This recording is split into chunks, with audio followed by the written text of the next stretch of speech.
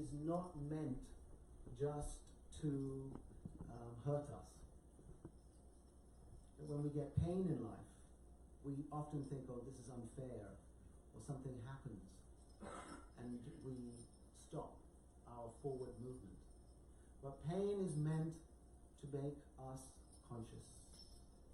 So I explained about Srila Gaur Govinda Maharaj. He said, don't be callous. He said, if we become callous, then we will stop. The information will go in one ear. What does he call it? A passive listener. We're passive listeners. But spirituality is not for passive listeners.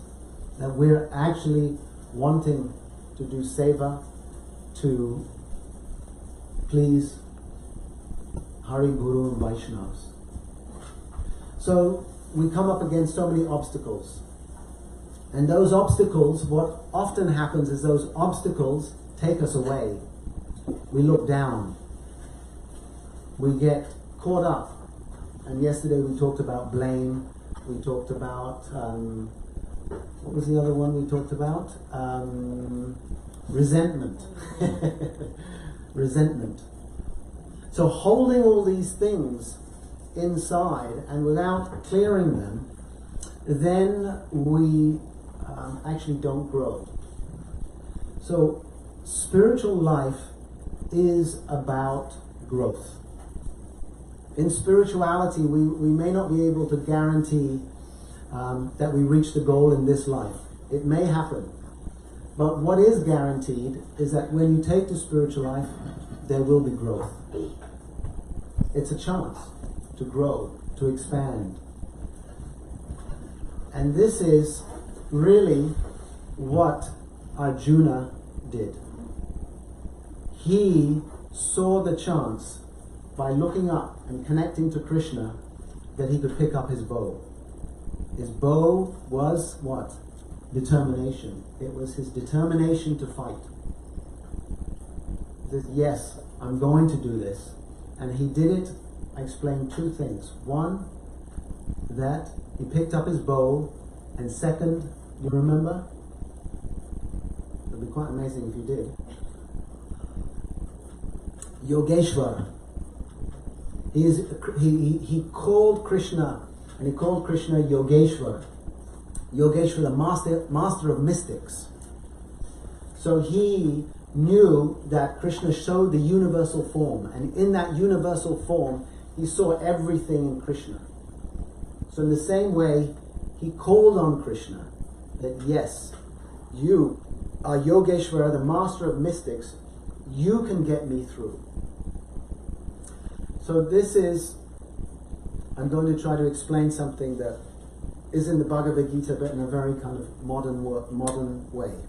So, and that is that we all feel discomfort at some time. This is from the 3rd chapter of Bhagavad Gita. There is discomfort in this world. That is just the nature of this world. Once we understand that is the nature of the world, then one thing is we stop expecting something different. So with that, there is discomfort. Then, below discomfort, there is delusion. Right? We have discomfort. And below discomfort, we have delusion. What is the delusion? The delusion is that my old habits, that I continue these old habits, and they will get me out of that feeling of discomfort. Right? So we all have certain habits, certain ways of thinking, our thoughts. What happens with our thoughts? With our thoughts, we make the problem huge.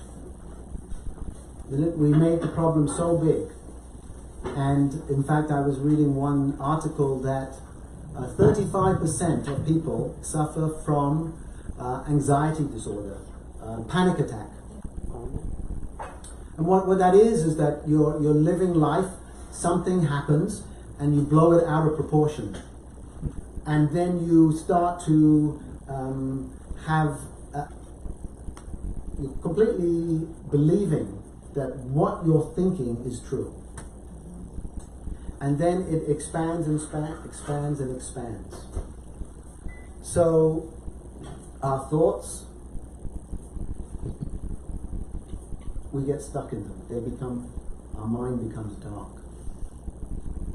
So there is this discomfort and delusion. The delusion is that in order to avoid those uncomfortable feelings, I revert back to autopilot, to a kind of way of being that I'm used to.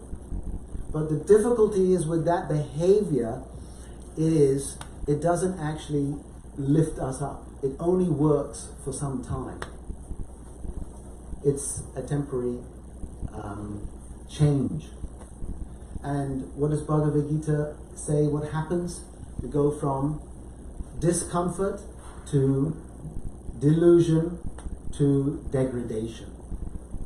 Degradation means that we're doing things that actually are harming us. But because it's delusion, because we don't we think what we're doing, and actually we know that isn't beneficial, but it degrades us. And so, for the devotee, that we want to be able to discern, to be able to see what we're doing. So that instead of going down, we're going from what? Discomfort to delusion to degradation. This is from Kama Esha, Krodha Esha, Rajaguna, Samudbhava in Bhagavad Gita, 3rd chapter. This is explaining how it works in this world. Then what's the other one is that we go to discernment. We're considering, we're discerning. And therefore, a lot of Bhagavad Gita talks about the mode of goodness. Because in mode of goodness, we're able to discern. You see, you can come to spiritual life from any place, from the mode of ignorance, to the mode of passion, to the mode of goodness. In any three places, you can come to spiritual life. Because there's that story of Srila Prabhupada when one of the persons in New York are drinking wine. Do you remember that? If you think Krishna is the taste of wine. Yeah, if you think Krishna is the taste of wine, you get purified. So Prabhupada's not saying, drink wine. He's saying that if you see Krishna in that. So it's interesting, in the Bhagavatam, first couple of chapters, and the second canto is all about Virat Rup, seeing God in everything. So, discerning. How to be discerning. So, the devotee, he is discerning because he understands in order to maintain any kind of steadiness, there needs to be peaceful mind. So I was saying that anyone can come to spirituality from any level, from ignorance, passion, or goodness. And I gave the example of the man drinking the wine. So yes, you can come to spirituality, but in order to maintain your spirituality, therefore, mode of goodness. That's why in Bhagavad Gita, mode of goodness is described many, many times, is because maintenance is mode of goodness. And how to maintain that is often what we struggle with. And that's why I was giving the example of how do we deal with uncomfortable feelings. That's really what I'm trying to say here. Yes, we can either bottle them up. There was one study done in the 60s in the Vietnam War, and they were kind of chest drink wine. Okay, we've got different ideas. So in the 60s there was an experiment done, and they decided that maybe it's good to express emotions. So they got a group together, and one group was for the war in Vietnam and one group was against the war in Vietnam. And they decided that, okay, let's let them express their emotions. Because if you express your emotions, then they're out and they're done with and you'll be free. But they found that when both of the groups expressed their emotions about for and against the war, what happened? War. That's right. So there was more war. So just necessarily expressing our emotions isn't the answer. And of course we know what happens when we repress our emotions, that there's also war, you know, because there might be peace for some time, but eventually there's war because it explodes. So what does Bhagavad Gita suggest for us? Bhagavad Gita says in the mode of goodness that one is neither repressing their emotions nor just expressing their emotions. They are processing their emotions. Means that the sage, by his own suffering, by his own difficulties, is able to understand the sufferings of others. Because he's processed his own emotions. Basically, he's empathetic towards himself. And through that, he's able to understand the suffering of others and then develop compassion. Because without a soft heart, then it's very difficult to have compassion for others. And we talked about the self-centered person who's only thinking about themselves. So in Seva, actually we're called to think about others. We're called to think about Thakurji. We're called to think about Gurudev and what is the mood of Gurudev. And certainly Srila Bhaktivedanta Narayana Maharaj, he talked so much about understanding, connecting to the mood of Gurudev.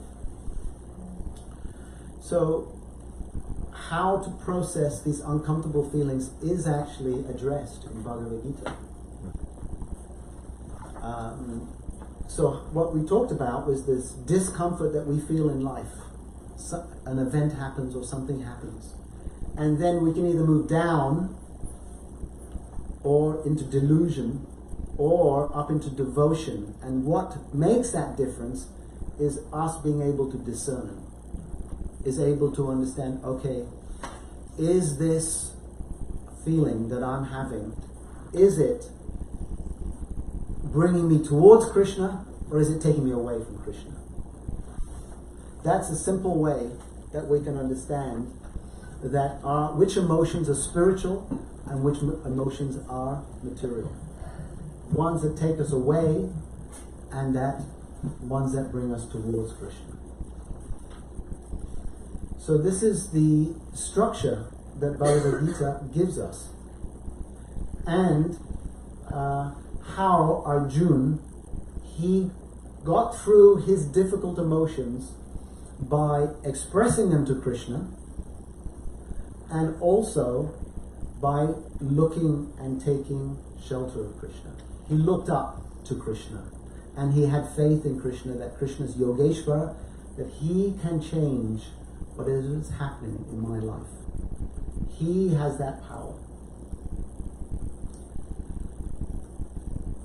Then there's one topic that I touched on, but I just want to expand upon a little bit, and that is we touched on mantra. Does anybody know who mantra is? Yes. Okay. From Ram Lila, mantra means who disturbs the mind. Yes. It's interesting, mantra, ayodhya is seen as the heart, and mantra is seen as the mind. So what did mantra do? Mantra gave so much disinformation. So the mind gives so much disinformation. Misinformation, disinformation. And we also see in society the same thing happening. So much disinformation is fed through fake news and whatever it may be, and people accept that. So there's many teachings in this teaching of mantra, because she basically fed all this disinformation to Kaikeyi. Now, Kaikeyi, she was okay. She didn't have any real issue. But when that disinformation started coming, she got riled up. She got angry. And what did she do? Her mind started to build this whole scenario. And she goes to Dasarath and breaks his heart. So with her cold heart, which wasn't cold before, but with her cold heart, she breaks Dasarath's heart. So hurt people hurt others. What did Mantra tell her? I don't know. Okay, what it is, a mantra told her that actually that Ram is going to be king, and it's a plot. That what the plot is, that her son, Bharat, was away at that time on some duty for the king.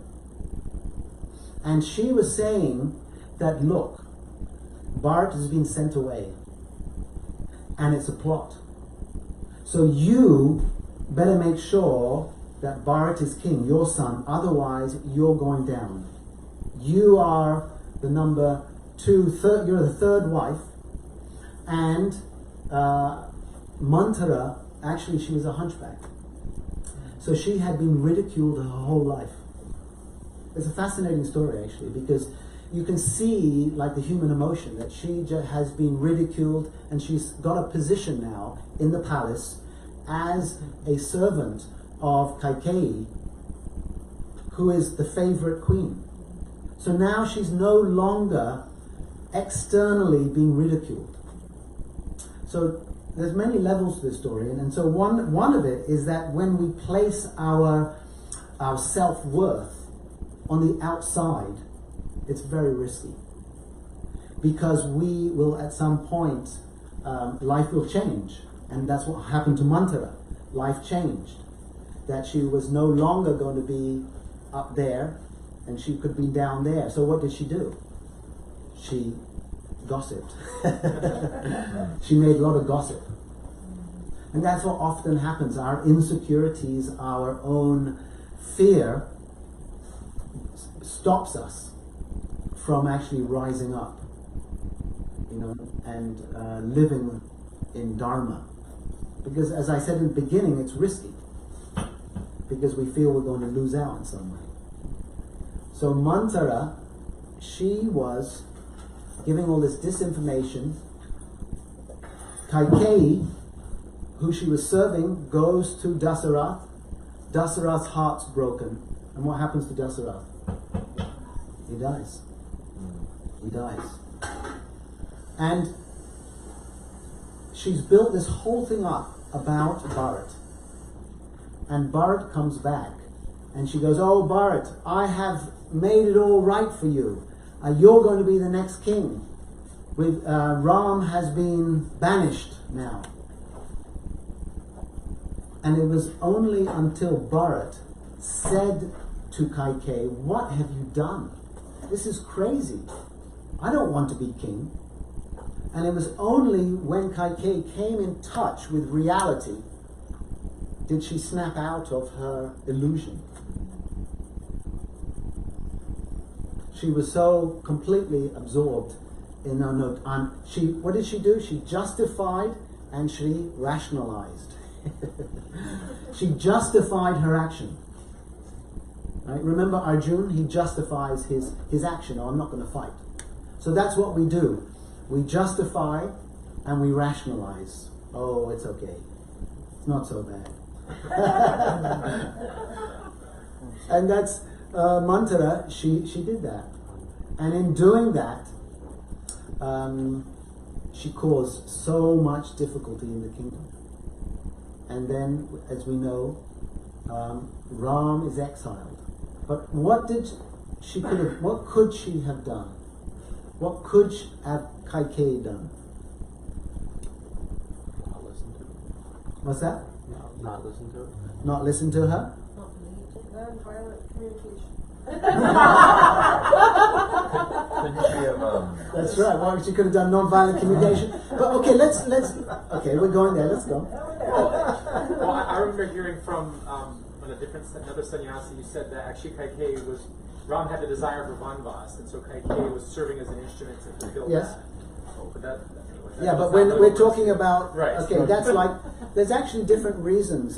There's a spiritual reason why this happened, is because Ram wanted to show the power of love of separation. You know, there's that reason. There's the reason of that Ram had come to perform his Leela, and there's also an ethical reason for this whole pastime, and that is the vulnerability of disinformation. That a good person can turn into a bad person. That's actually one of the teachings here, is that how a good person, Kaikeyi, she was a good person, she turned into an evil person. How did it happen? Because she was fed the information, she was coerced by mantra, she believed it. So what are the two things that happened? She believed it without any filter. She just took it all in. Okay, that was one mistake. She just did it. And second mistake, she didn't ask anybody else. She didn't take any help. So we were talking about the mind. Remember the mind, mantra, and ayodhya, the heart. So when the mind takes in so much unfiltered information, just gossip or whatever it may be, it accepts it without any filter. And then it changes that person. You see it in spiritual life, that people come to spiritual life and they hear some gossip and they lose faith of their Gurudev. You know, they lose faith in in those blocks that help them. And so, hearing disinformation. And secondly, that she didn't ask anybody. She didn't ask anybody a second opinion. And so for the devotee, they're maybe getting some information, but they are checking with those who are more mature, those who have maybe some broader understanding. So what are the two faults that mantra made? That Kaikeyi made? Do you remember? I just said them. She didn't get a second opinion. She didn't filter anything. And she didn't filter anything. Okay? And Kaikeyi, what could she have done? We're coming back to that question. What could Kaikeyi done that would have resolved all of this? What's that? She could have looked up. That's right. That's good. You're listening in the back. That's great. I mean, before she spoke with her husband or after? Before. Or before. Before Dasarath had the heart attack. You know, before she shot these arrows at Dasarath. Could have talked to Bharat. Huh? Could have waited until Bharat got back. She actually could have done a simple thing. Just killed her. She could. What? She could have spoken to Dasarath. Yeah. All she had to do was go to Dasarath and say, hey, is it true? Is it true that you are doing all this behind my back to make Ram the king? And that Bharat is away and that you're doing it at this moment, right now?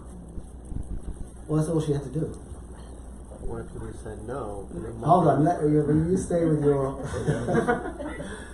So, all she could have done was talk to Dasarath. But what happened, she talked about with Dasarath. She talked about Dasarath with mantra, and in talking about them, each other, they just talked to each other, this whole kind of thing came up, and then before she knew it, she was completely convinced. She had a panic attack. We were talking about panic attacks, right? She had this panic attack, and that came from Mantra, who also had a panic attack because she was feeling, my God, I'm going to be nobody now. So all this disinformation came from these unresolved emotions. And that's what often happens in our life. is that we, through so many lives, what we can't change is our samskars, their impressions. Another thing we can't change is our upbringing. Now, we've had a certain upbringing. But we come into what we can change, and that is we have free will. Where am I going to put my free will? Where am I going to put it? Am I going to, when those feelings of discomfort come, am I going to go down to degradation, or am I going to go up? So that's where our free will comes in. And what else changes us? Our environment, our association. There's 3 factors that can change us. Is our free will, where am I going to put it? Our association. And the third one that changes us, which is actually the factor that really changes us, is grace. Grace means Guru's grace. And that is perfect example of Nityananda Prabhu. That Madai had no intention of changing his heart. But Nityananda Prabhu, by his mercy, infused that into his heart, and his heart changed. So it's actually, although I'm talking about these processes and we want to be aware of it, what are the processes, actually Gurudev's mercy is actually what changes our heart. Therefore, Srila Bhagavinda Maharaj often would say that we have to, what? Cry. When we cry, he said the problem is we're crying for Maya. What happens, some difficulty has come about in my life, so I'm crying for that situation. So he said that's proof that we don't cry for Krishna, but we're crying for Maya, because we want Maya. It's quite simple logic, really. We want Maya. We want Maya, so we cry when we don't get what we want through Maya. And therefore, I remember one devotee was asking him, so what should we do? He said, well, there's nothing you can do because you want Maya. so you're crying for Maya. That's all you will get, is more and more Maya. So then Srila Bhagavinda Maharaj says, so I will ask Maya Devi personally to send you more problems. I will ask Maya Devi, please give him more difficulties. Because what happens is that when more difficulties come, we have a choice again to remain callous or to remain conscious. And that consciousness is the mercy of Gurudev. That he speaks, okay, what do you want? And therefore the heart changes through that mercy. And so Mantara, she was just feeding disinformation. And all she need to have done is to spoke to Dasarath, and the whole situation would have changed. So rather than speak about people, we speak to people. Means that we want to present the facts. We don't accuse. We want to present the facts, and we don't accuse the others. And then we are able to hear them. The Vaishnavas, they're never against. They don't, they're always thinking to bring the temperature down, to how to resolve this situation. So another thing about Mantara is that she became fixated, and Kaikeyi, on a single desire. What happens in life when we become fixated upon one desire? Self-centered. Yes, we become self-centered, and we become completely oblivious to anybody else. This is what I want, and I'm going for it. Obsession, yes. I kind of look at it like a speedboat. You know, those speedboats are going down, it's like, I'm going this way, and the wake that comes from the speedboat is affecting all the wildlife and all the things on the side, but they don't care. You know, because it's just like, I'm going in this direction. So when we become indifferent because we've become so focused on this one thing that I want, that is also with Mantha. This is what happened to her. Also, she didn't guard her intelligence. It's like if you leave that door open and you know at night, oh, I should lock that door, but you ignore your intelligence. Then you're letting the thief in. We want to guard our intelligence is like our guard. Through the hearing from the Vaishnavas, through the Shastra, it becomes a guard that we can see, like a flashlight. When you go into a dark room, you need a flashlight. And many people may come into the room, but not everyone is coming to see you. So with a flashlight, you can see what desires are helpful and what desires are not helpful. It illuminates us. Because we can see, oh, this is helpful, this is not helpful. And therefore we're guarding the intelligence. But as soon as you start to disregard your intelligence, then we let the thief in. What also happened is that she let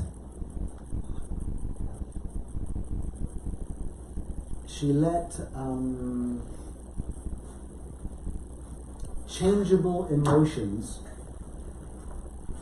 She let changeable emotions decide irreversible actions. So on her emotion, on her feeling, which are reversible, she made a decision, and that decision was irreversible. So don't make irreversible decisions on reversible emotions. Yeah? Is that when those emotions, when that's what she did, right? That's what Kaikeyi did. She made a decision. She was one-pointed. Okay, Bharat's got to be king. She had a panic, and with that reversible emotion, she made a decision that was irreversible. And then lastly is that being connected to Krishna's plan. Understanding that Krishna has a plan through all of this. And that even though I may go through so many ups and downs, but Krishna has a plan. What did I say yesterday? It doesn't take away the pain. Hmm? You said it doesn't take away the pain. Yeah. Oh yeah, that's right. We were talking about that Krishna doesn't promise relief from the situation, but he does promise an unsinkable boat. And what is that unsinkable boat? Faith. Gora. What's the unsinkable boat? Shri Guru. Shri Guru is the unsinkable boat by remembering Gurudev. When we remember Gurudev, we talked about seva, we're connected. Remembrance is part of seva. We remember Gurudev, we look up. Okay, and then we're connected and we get some intelligence. We get some awareness. And then we can move towards spiritual activity. And that process helps us to grow. That process is what Krishna wants, because like a mother and a child, the mother accepts the child for whoever the child is. At the same time, has an aspiration for the child. It's not an expectation as an unhealthy expectation. It's like, yes, I want the best for you, and I want you to fulfill your potential. So in doing that, the mother is unconditionally loving the child. And so in the same way, Gurudev unconditionally loves us. But at the same time, he does want us to fulfill our potential. And that potential, sometimes we face a wall, as I was saying. We face our fears. And that is what Arjuna did. He faced his fears. And through that, he was able to be an instrument of Krishna. So spiritual life is so much about, we find that in this world there's not much meaning.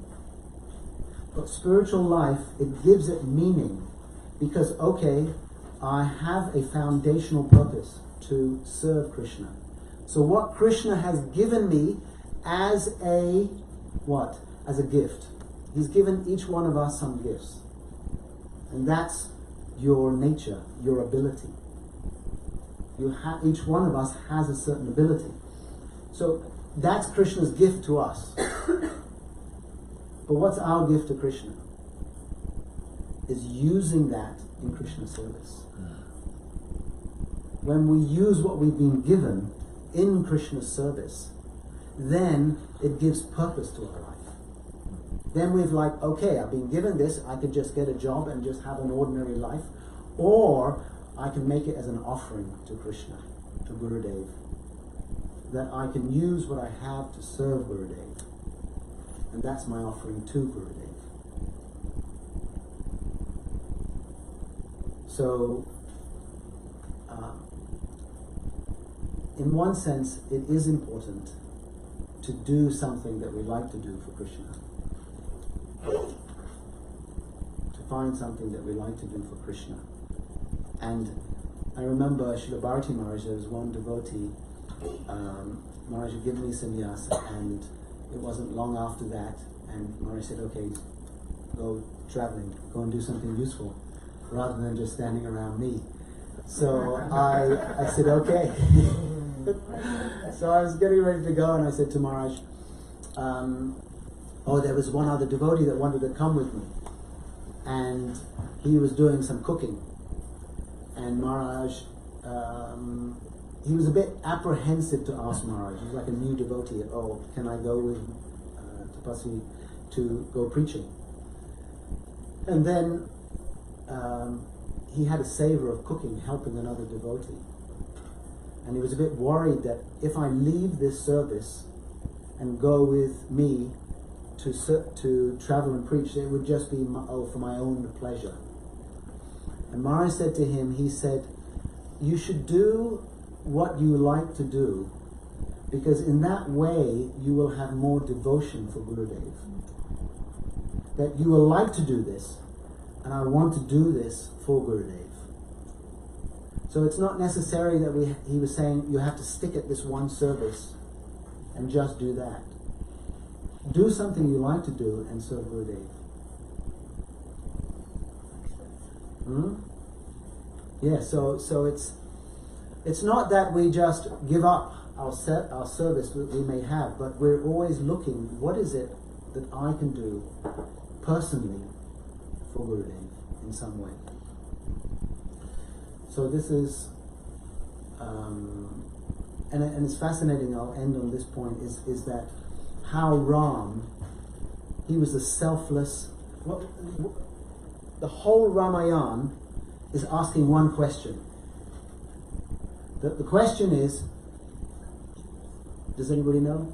The question is, What would Ram do?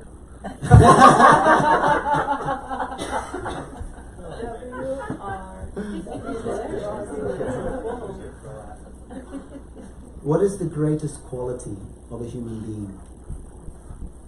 The Ramayana is actually asking that question. What is the greatest quality of a human being? And so therefore Ram is the answer. And what is that greatest quality of the human being that Ram lives? Does anybody know? It's his selflessness. Completely selfless. And that's what's fascinating about his life, is because he didn't argue when he was asked, okay, or told, you have to go to the forest. And so you can't be selfless until you have something going on inside. If your world is about the outside, my sense of worth, my sense of feeling good about myself is coming from the outside, then you can't do something that Ram did. Because you've got to have enough strength inside to be able to say, that's okay. It's not about me. And what was Ram saying? It's about actually following the higher plan. And that's what happens when we follow the higher plan, those kinds of challenges come. But Krishna, the devotee is always optimistic because he knows Krishna's with me, Gurudev's with me, and he'll help me through. So he's not just alone thinking, oh my gosh, I've got to figure this out. He knows that Krishna's in the back.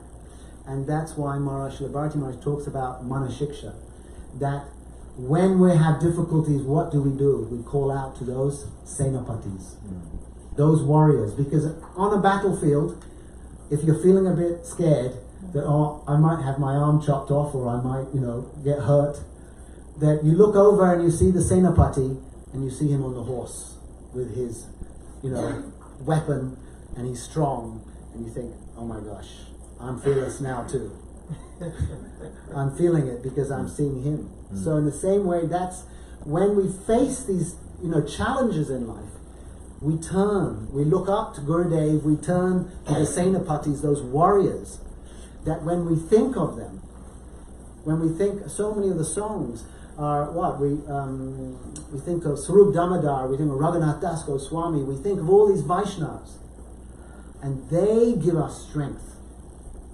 As I was saying, what was the last level of change is the transformation ultimately comes by mercy,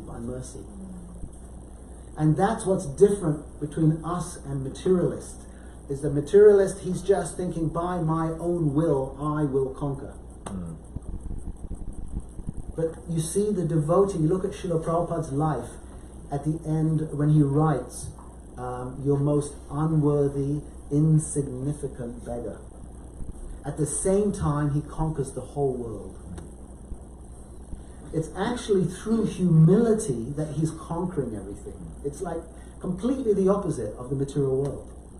It's through his complete dependence on the Lord that he's able to do wonderful things.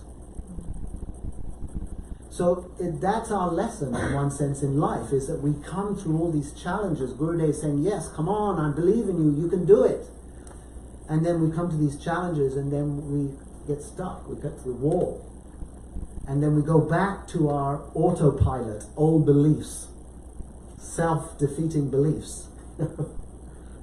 And instead, actually what's being asked is like, no, remember Gurudev. That's what gives us optimism. We feel optimistic, not just because, hey, everything's fine. But we feel optimistic is because we know Gurudev wants this and he's with us, guiding us. So, Srila Prabhupada, he exemplified that, and Ram exemplified that. Selflessness. What is the greatest need in the world today? The greatest need in the world today is a Vaishnava. Why? Because they have all those qualities. And when you come close to those Vaishnava, they're like the Senapatis. Isn't it? Like Gaura was telling me today, it's like, yes, life is difficult, but when you're with a Vaishnava, then everything seems to change somehow or other. You just feel you're connected with them. So that is, as I said yesterday, Mahaprabhu only met his Gurudev, Ishvara Puripad, twice. And so what is being asked is that we remember Gurudev. We call out to him and we serve him. And that calling out is actually the whole process, because we're calling out, yes, Krishna, I want you. I want to serve you.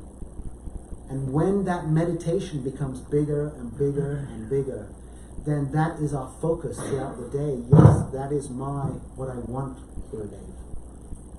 Then Maya becomes insignificant. Maya becomes less.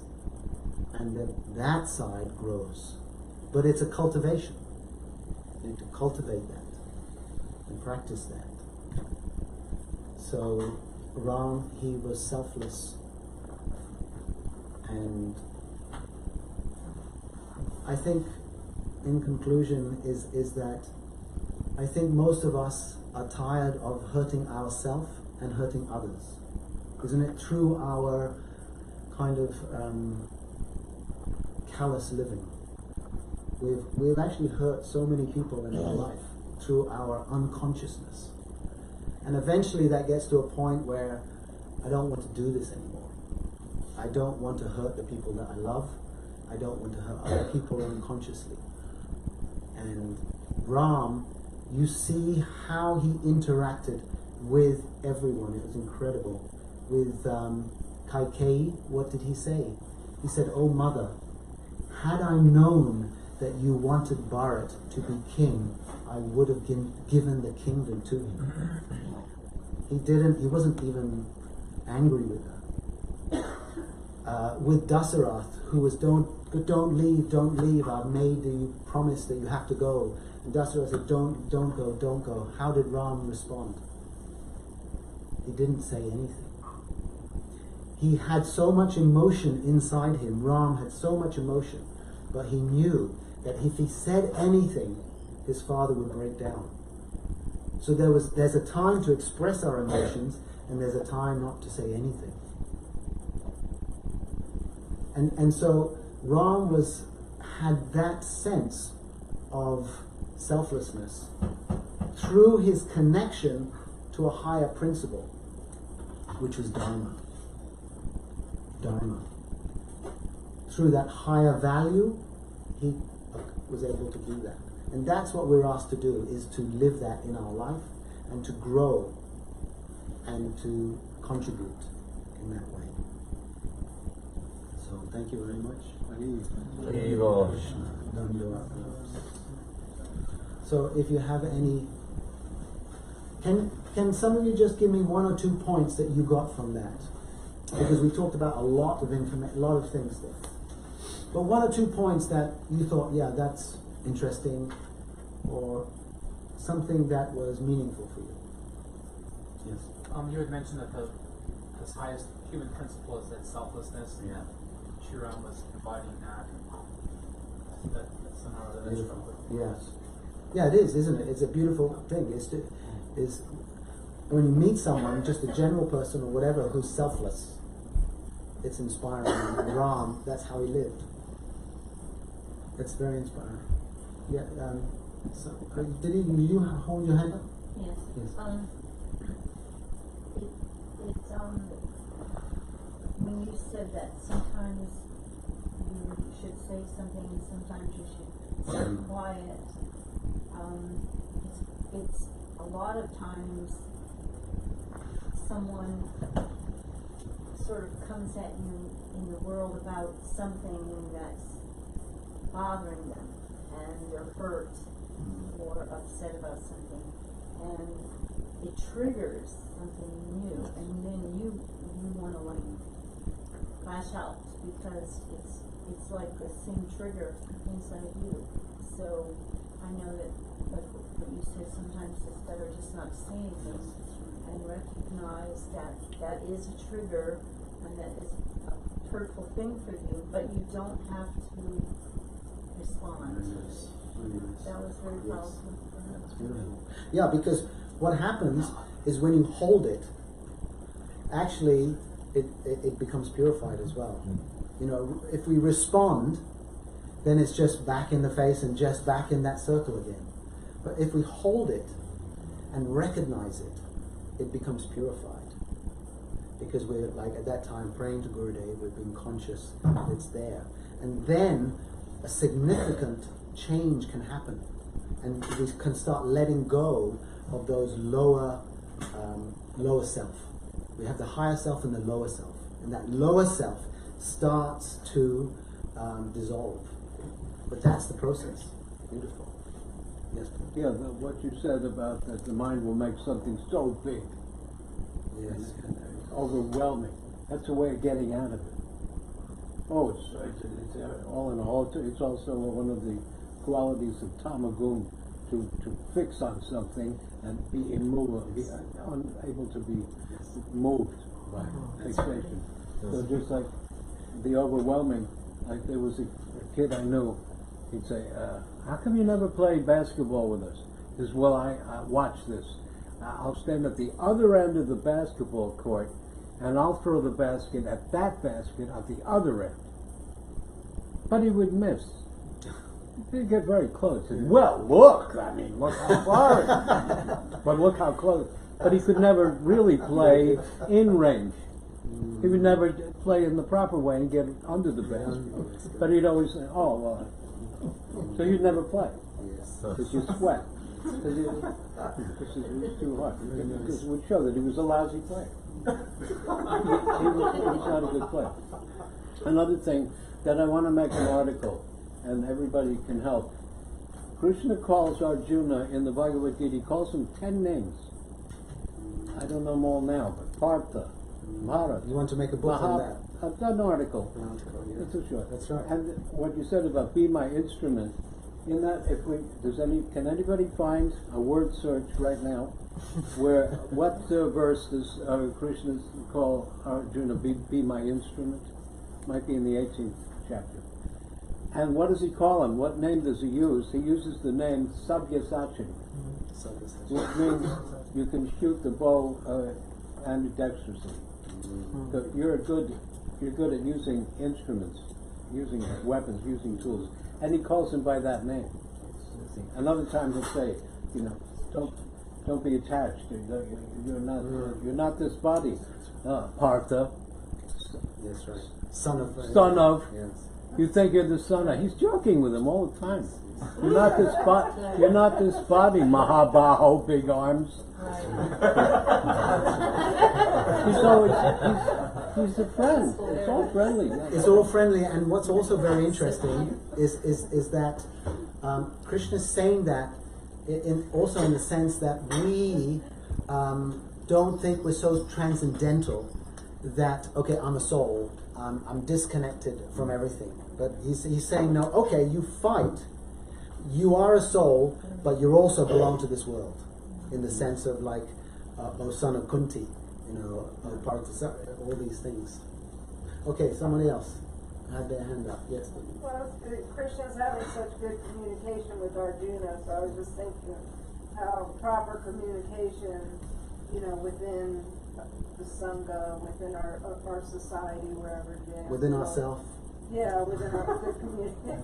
Good self-talk, it begins at home. That's but right. It'll keep resentments and grudges from. Yes. So it really begins with proper communication. That's right. That's very nice. How do we value ourselves? We value ourselves by not putting ourselves down. That's what happens. That's there's so many different ways we value ourselves, but one way we truly value ourselves is not by self-criticism. When we criticize ourselves, then our feeling of our own self-worth and value goes down. Yeah, but then where does humility come in? Self-examination Sorry? is different. Yeah, it's like, oh. This is the false difference. humility, I'll tell you the like, difference. oh, The difference is this. The Bhaktivinoda Thakur, he shows it very clearly. When we self-examine from a broken place, we lose enthusiasm. When we self-examine from a healthy place, we gain enthusiasm. That's the barometer. We got this pure devotee found it. He overcame all obstacles and found the verse. Where does it say the number of the verse? Is that clear? Chapter 11, verse 33. Therefore get up, prepare to fight and win glory, conquer your enemies, and enjoy a flourishing kingdom. They are already put to death by me, by my arrangement. And you, O Sabyasachi, can be but an instrument in this fight. Yes. How did Arjuna win the battle of Kurukshetra? It's a question. How did he win it? But it was already won. Krishna said. It was already won. Yeah. Well, Krishna showed him that as a universal form devouring all the soldiers and they already died. It just hasn't happened yet. Yeah. So Yes. Arjuna won the battle of Kurukshetra with his archery and with his spiritual knowledge. Both. He had a quality through which he could fight. He didn't give up that quality. He knew that quality and he honed it to such an expertise that he was the greatest archer. But he used that knowledge that Krishna gave him to use it in the higher service. So he used that. So he actually won the Bhagavad Gita by both. Yes.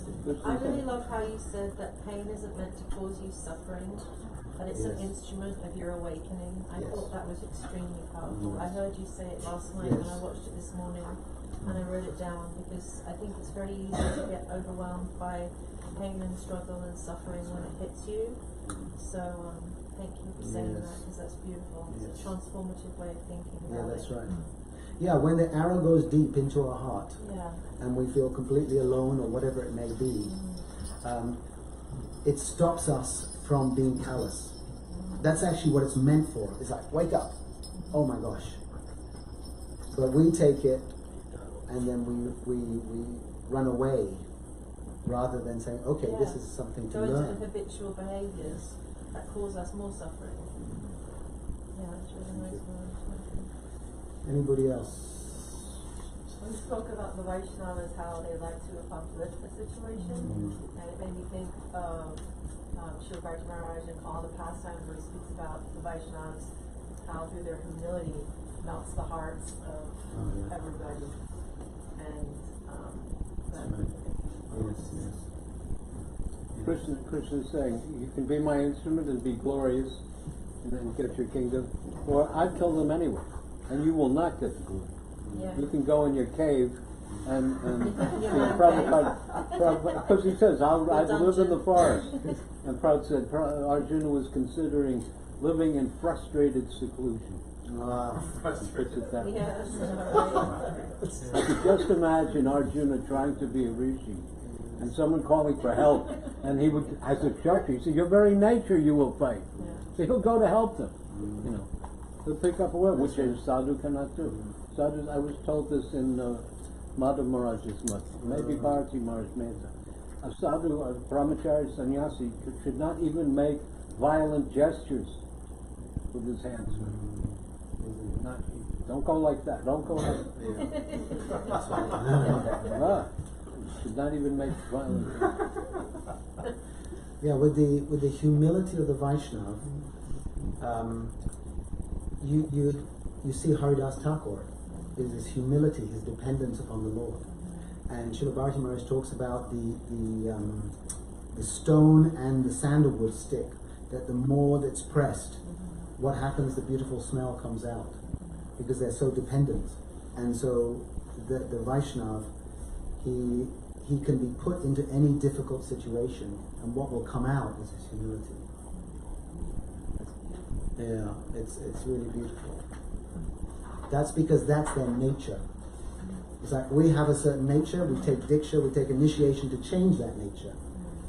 But actually the Vaishnava has that nature, and that's what comes out. Beautiful. Yeah. Yes. Maharaja, on that point of the Kshatriya spirit, Arjuna's mood, we don't see so much in the line after Mahaprabhu, so much illustration of the Kshatriya spirit in the service of the Lord, but we see before, like Arjuna and other great kings who used to fight and go to war, and it seems like this, is there any place for people with a strong Kshatriya spirit in this Hare Krishna movement?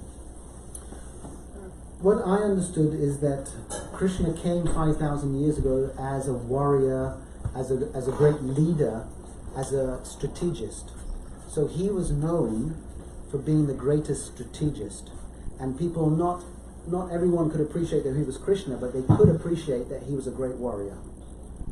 And then Mahaprabhu comes as a great scholar. So why does Mahaprabhu come as a great scholar? Because at that time, India is infatuated with scholars. It's like, okay, if someone is the greatest scholar, then they are revered. So they come for those reasons at particular times in different manifestations. So is there a place for a Kshatriya in Krishna consciousness, in Gaudiya Vaishnavism? you can answer that in different ways. I would say that Prabhupada wanted to establish a Brahminical society. He wanted this society to be a society of teachers that could contribute. So it's essentially a Brahminical society, but there will be many different people that come. And those Brahmins, those sort of educators are supposed to contribute to all different levels of Varnashram. So certainly one can be any of those, any three of those. Are you asking how that would happen? Or are you asking... Because we emphasize chanting and being peaceful. Yes. But look at someone like Tulsi Gabbard as an example. I mean, she's a Vaishnava. Yes, that's but right. She's in politics. That's very Kshatriya. Yes. Well, what I understand, Srila Prabhupada, when he was talking about Varnashram Dharma, one devotee was asking him, oh Prabhupada, when we have a farm and do all these things, then people will come, and then they'll chant Hare Krishna? And Prabhupada goes, no. And then there's more conversation, and then the devotee doesn't quite get it, and oh, Prabhupada, then after doing all this cultivation, and they'll come and they'll like the devotees, then they'll chant Hare Krishna? And Prabhupada goes, says, no, they may not chant. So, I think our process is more about illumination. You know, just trying to lift the consciousness of people. And whatever situation they're in, because we're not really interested in converting a Christian businessman into a Hare Krishna businessman. Yeah. We're more interested in elevating their consciousness. That's our illuminating. So I think that's the way I see it. That Kshatriya may not be living in that core. Well, wasn't Gurudev a policeman?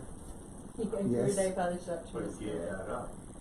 Right, so the Kshatriyas will become... Question also, a question on that.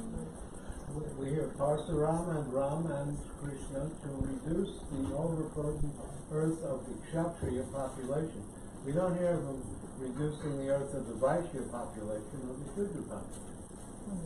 Why is too many Kshatriyas a bad thing? Oh, okay, because too many cooks spoil the broth. Yeah. They create wars. Too many temple presidents. Too many Brahmas in one Well, there's no slaughter of the Brahmins. Well, a Kshatriya has to have a kingdom. There's only so much. Indupati, any illuminations? Well, interesting, she mentioned Tulsi Gabbard, but if I understand, she directly said that I am a karma yogi.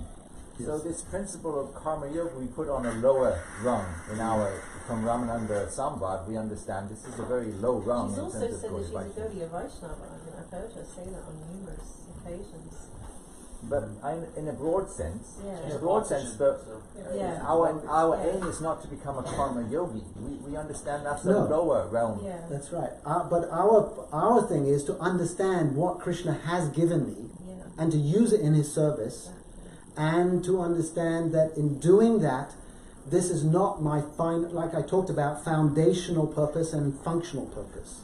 So if we get too caught up in our functional purpose, as I've got to, I'm a Kshatriya and I've got to fight, then we get too caught up in that world. And that's why Prabhupada is saying, okay, if you get caught up in that world, no problem, we can adjust, but lift your consciousness. But for the Vaishnav, they're seeing that foundational purpose as the main purpose. And I've been given this quality as well, and I'll use that through, in a way to contribute to Gurudev's mission. Yeah, this day and age is like, just to be devoted. Yeah. So, help others be devoted. Yes. I just want to say that actually within this room right now there are a lot of things and Kshatriyas, because they have a certain thing that they do in the public eye that creates a stir, and people say, oh, what's this? Like cow protection, animal protection, veganism, different things that they believe in. And so when they're believing in those, they go out into the world and create a stir. But I also know that sometimes, and I'm talking about me, that sometimes, you know, I'm on my little box and then I forget. Yes. You know, I forget that I'm supposed to be doing it for Krishna because I get caught up in it, like you said. Yeah. But yeah, that's nice. That's exactly right. Yeah. there's So a lot of people here in this room that are like that. I mean, and that's our process from unqualified to qualified.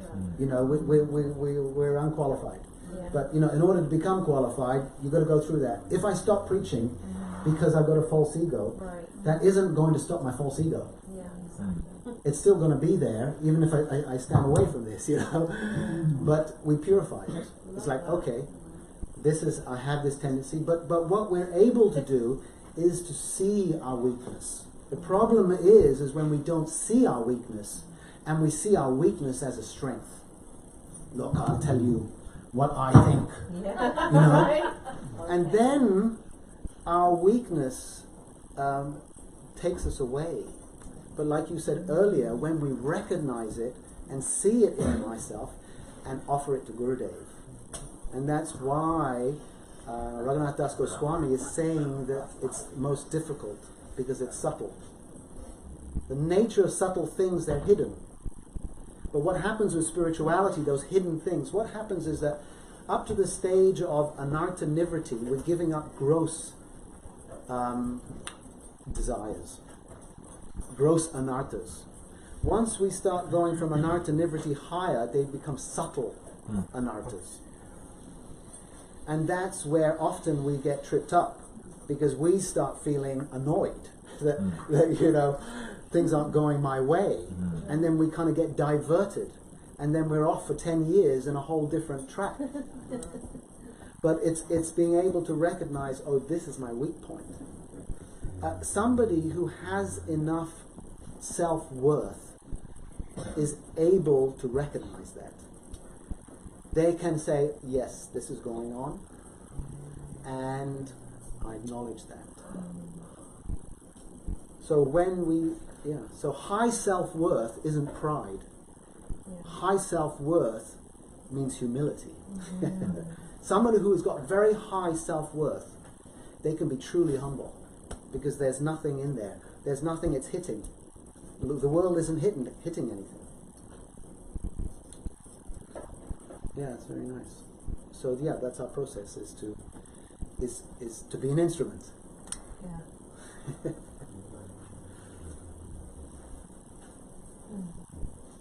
That's very nice. It's wonderful, isn't it, when you come together and discuss these things. So the way that we go and like discuss and touch on these subtle points, and it's just so important.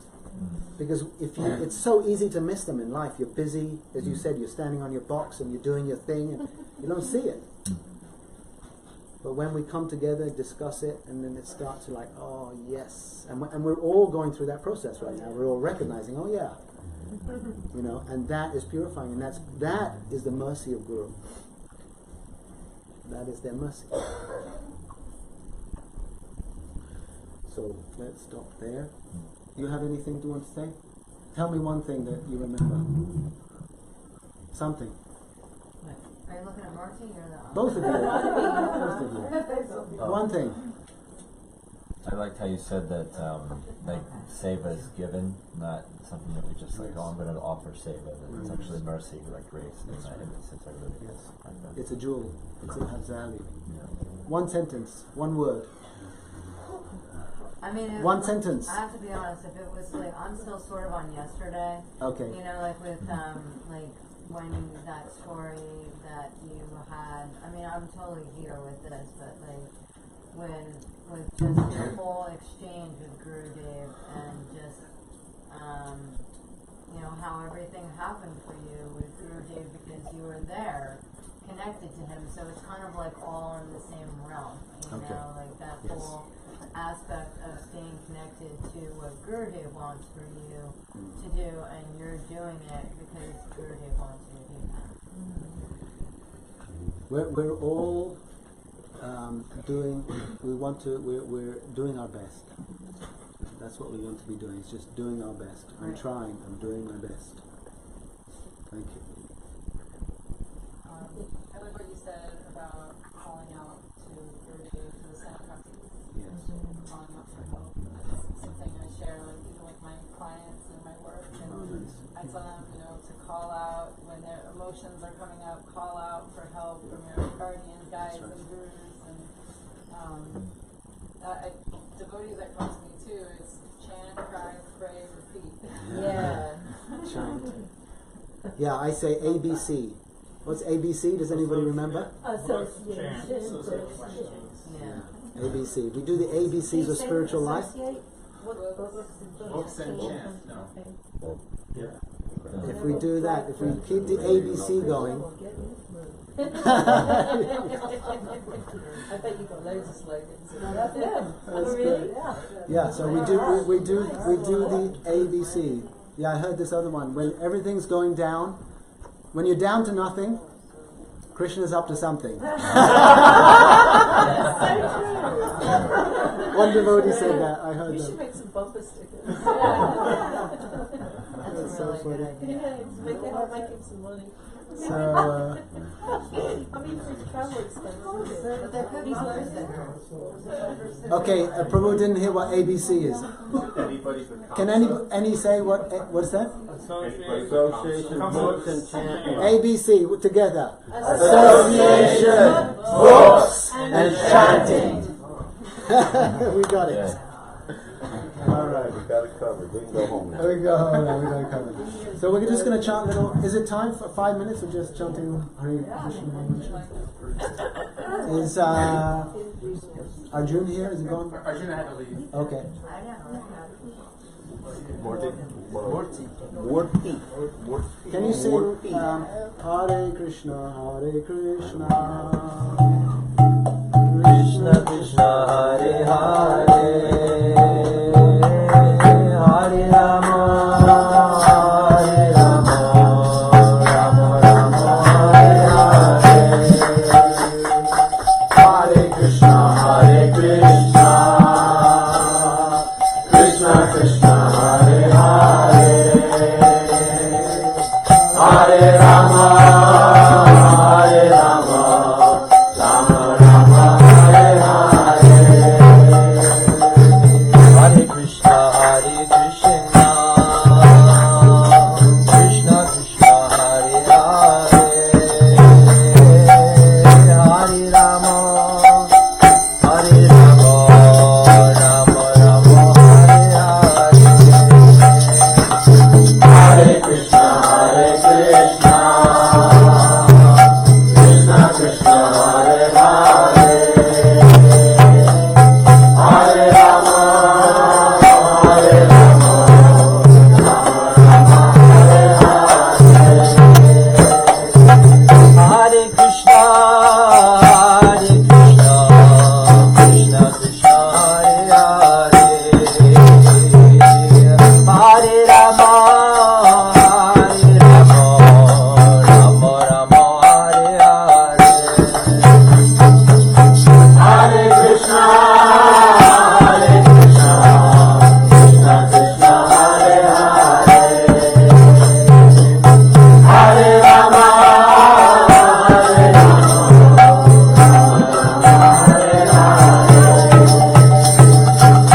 Hare Krishna, Hare Krishna, Krishna Krishna, Hare Hare, Hare Rama, Hare Rama, Rama Rama, Hare Hare, Hare Krishna, Hare Krishna, Krishna Krishna, Hare Hare, Hare Rama, Hare Rama, Rama Rama, Hare Hare, Hare Krishna, Hare Krishna, Krishna Krishna, Hare Hare, Hare Rama, Hare Rama, Rama Rama, Hare Hare,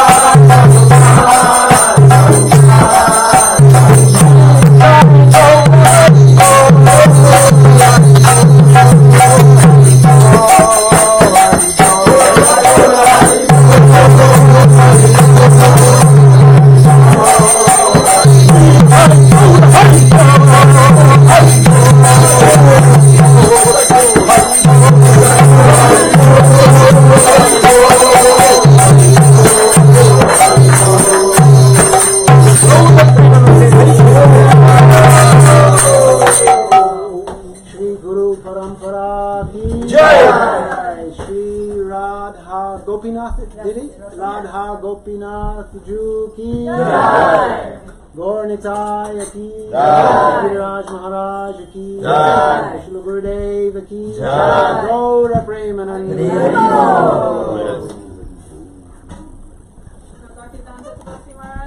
Jai. Gaura Bhakta Vrinda ki Jai.